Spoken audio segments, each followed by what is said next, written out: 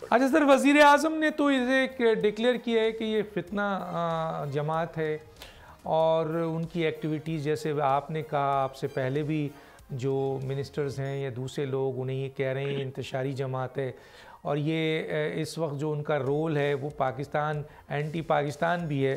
تو ایسی جماعت کے حوالے سے یہ خبر بھی آ رہی ہے کہ اب اس کو بین کیا جائے. اس سلسلے میں قرارداد بھی پاس ہو رہی ہے، مختلف سیاسی جماعتوں کی اسٹیٹمنٹس بھی آ رہی ہے. کابینہ کے حوالے سے بھی ہم نے سنا کہ وہاں بھی یہ بات شاید اپروو ہوئی ہے یا فائنل ہوئی ہے.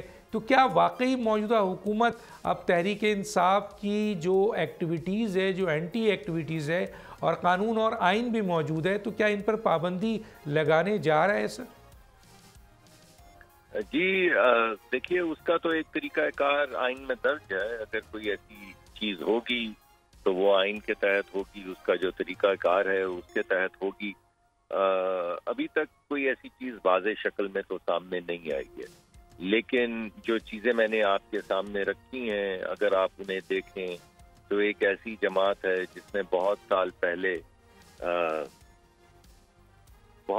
پہلے آپ کو یاد ہوگا کہ پی ٹی وی پہ قبضہ کیا. پی ٹی وی پہ قبضہ کرنا ایسا ہی ہے جیسے کوئی باہر سے کوئی فورس آ جائے، بین الاقوامی طاقت، وہ کسی ملک کو انویڈ کر لے اور سب سے پہلے وہ جو ٹیلی ویژن اسٹیشن اور ریڈیو اسٹیشن ہے اس پہ قبضہ کرتے ہیں.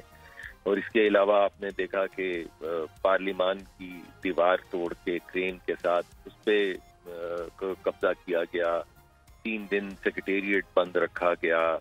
وہ ایک ایس ایس پی صاحب تھے، ان کی ریڑھ کی ہڈی جو ہے وہ توڑ دی. تو یہ تمام چیزیں آپ کے سامنے ہیں. چلیے مان لیں کہ آپ کے گمان میں یہ آتا ہے کہ شاید یہ ایک مرتبہ ایک واقعہ کا ہو گیا، بات ختم ہو گئی. تو اس کے بعد پھر 9 مئی آپ کے سامنے آ جاتا ہے. تو 9 مئی میں آپ دیکھ لیں کہ وہ لوگ جنہوں نے جانیں دی ہیں، جانوں کا نذرانہ پیش کیا ہے، شہادتیں دی ملک کے لیے، ان کے مجسموں کے سر کاٹ کے پٹکے گئے آپ کے سامنے. کور کمانڈر کے گھر پہ حملہ کر کے اسے نظر آتش کیا گیا. پاکستان کا وہ قلعہ جہاں پہ پشاور میں جہاں اسلحہ فوج کا موجود ہوتا ہے اس پہ قبضہ کر کے اسلحے کے حصول کی کوشش کی گئی، جس میں فوج نے ریپیل کیا. جی ایچ کیو پہ حملہ کیا گیا، عسکری ٹاور کو آگ لگائی گئی. جب آپ یہ تمام چیزیں دیکھتے ہیں تو آپ کہتے ہیں کہ صاحب یہ تو عجیب و غریب قسم کی سیاست نہیں ہو رہی. لیکن چلیں یہ بھی مان لیں کہ وہ بھی بس ویسے ہی ہو گیا.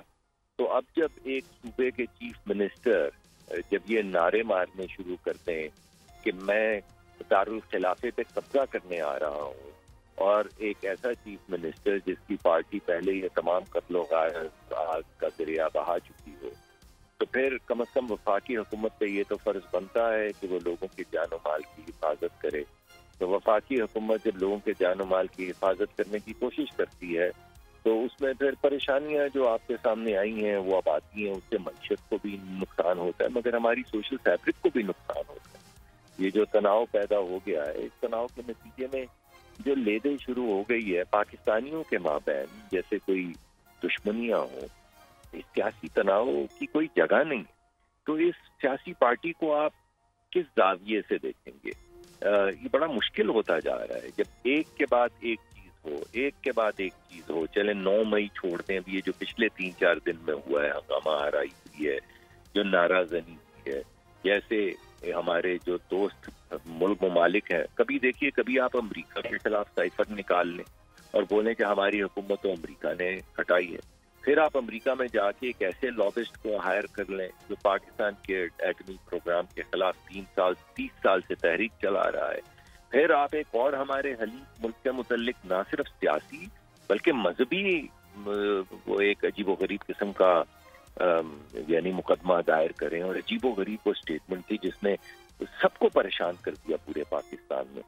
تو پھر آپ کس نظر سے اس سیاسی جماعت کو دیکھیں؟ میرے خیال میں یہ اس کو لائٹلی نہیں لینا چاہیے جس کو بین کرنے کی گفتگو کی جا رہی ہے، مگر اصلاح کی ضرورت ہے اور اس گفتگو کو، اس ڈسکورس کو آگے بڑھانا چاہیے. سبسکرائب کریں اور بیل دبائیں تاکہ کوئی خبر رہ نہ جائے.